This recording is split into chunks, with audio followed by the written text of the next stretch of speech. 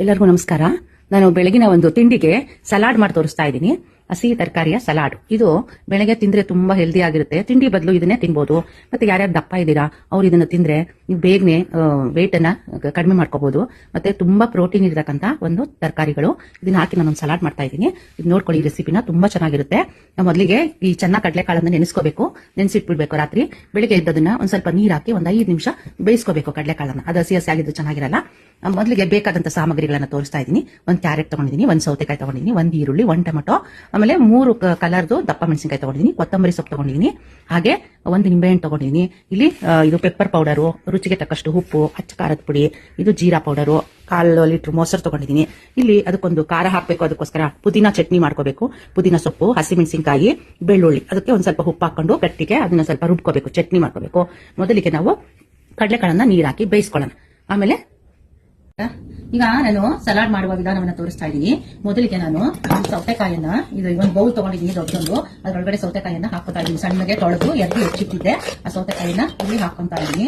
ಅದಾದ್ಮೇಲೆ ಒಂದು ಕ್ಯಾರೆಟ್ ಅನ್ನ ಎರ್ದು ತೊಳೆದು ಹೆಚ್ಚಿಟ್ಟಿದ್ದೀನಿ, ಅದನ್ನು ಕೂಡ ಹಾಕ್ತಾ ಇದ್ದೀನಿ.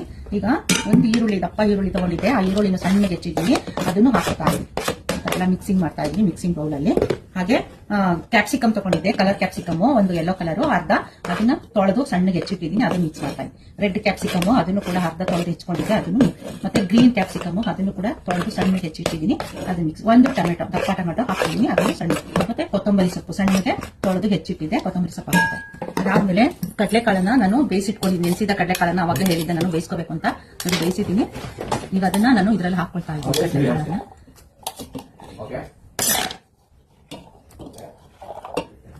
ಕೆಂಪು ಕಡಲೆಕಾಳಾದ್ರೂ ಹಾಕ್ಬೋದು, ವೈಟ್ ಕಡಲೆಕಾಳಾದ್ರೂ ಹಾಕೋಬಹುದು. ಇದು ಚೆನ್ನಾಗಿದೆ. ಹಾಗೆ ರುಚಿಗೆ ತಕ್ಕಷ್ಟು ಉಪ್ಪನ್ನ ಹಾಕ್ತಾ ಇದ್ದೀನಿ. ಹಾಗೆ ಕಡಲೆಕಾಳು ಸ್ವಲ್ಪ ಉಪ್ಪು ಹಾಕಿದ್ದೆ, ಹಾಗಾಗಿ ಉಪ್ಪನ್ನ ಕಡಿಮೆ ಹಾಕೊಳ್ಳೋಣ.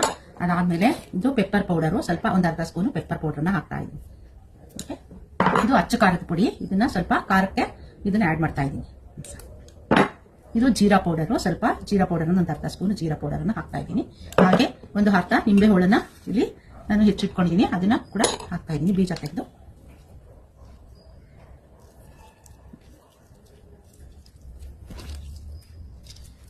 ನಿಂಬೆ ಹೋಳನ್ನ ನೋಡಿ. ಮೊಸರನ್ನ 1/4 ಲೀಟರ್ ಮೊಸರನ್ನ ಇದ್ರ ಮೇಲೆ ಹಾಕ್ತಾ ಇದ್ದೀನಿ. ನೋಡಿ, ಮೊಸರನ್ನ ಹಾಕ್ತಾ ಇದ್ದೀನಿ. ಮೊಸರು ಎಷ್ಟು ಬೇಕಷ್ಟು ಹಾಕೋಬೇಕಾಗುತ್ತೆ. 1/4 ಲೀಟರ್ ಬೇಕಾಗುತ್ತೆ ಇದಕ್ಕೆ, ಜಾಸ್ತಿ ಇದರಲ್ಲಿಂದ.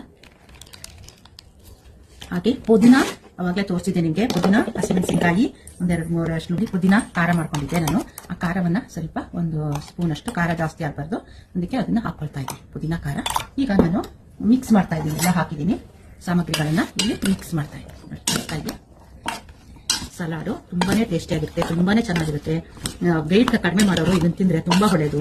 ಇದನ್ನ ಒಂದು 3 ಜಾರನ್ನ ತೋರಿಸ್ತೀನಿ. ಈಗ ಆ 3 ಜಾರ್ಗೆ ಹಾಕ್ಬಿಟ್ಟು ಒಂದು ಬೆಳಗ್ಗೆ ತಿಂಡಿಗೆ, ಒಂದು ಮಧ್ಯಾಹ್ನ ಊಟಕ್ಕೆ, ಒಂದು ರಾತ್ರಿ ಊಟಕ್ಕೆ ಅಂತ 3 ಜಾರ್ಗೆ ಹಾಕ್ಬಿಟ್ಟು ಒಂದು ಜಾರನ್ನ ತಿನ್ಕೊಂಡು ಇನ್ನು 2 ಜಾರನ್ನ ಫ್ರಿಜ್ಜಲ್ಲಿ ಇಟ್ಕೋಬಹುದು, ಸೇವ್ ಮಾಡ್ಕೊಂಡು ಅದನ್ನ ಊಟ ಟೈಮ್ಗೆ ತಗೊಂಡು ತಿನ್ಬಹುದು. ಬೇರೆ ಏನು ಬೇಕಾಗಲ್ಲ. ಇದು ತುಂಬಾ ಹೆವಿ ಪ್ರೋಟೀನ್ ಇರ್ತಕ್ಕಂಥ ಒಂದು ಸಲಾಡು. ತುಂಬಾನೇ ಟೇಸ್ಟಿಯಾಗಿರುತ್ತೆ. ಉಪ್ಪು, ಖಾರ, ಹುಳಿ ಎಲ್ಲ ಸೇರ್ಕೊಂಡಿರೋದ್ರಿಂದ ತುಂಬಾನೇ ಚೆನ್ನಾಗಿರುತ್ತೆ. ಇದನ್ನ ಒಂದು ಬೌಲಿಗೆ ಹಾಕಿ ನಾನು ತೋರಿಸ್ತೀನಿ.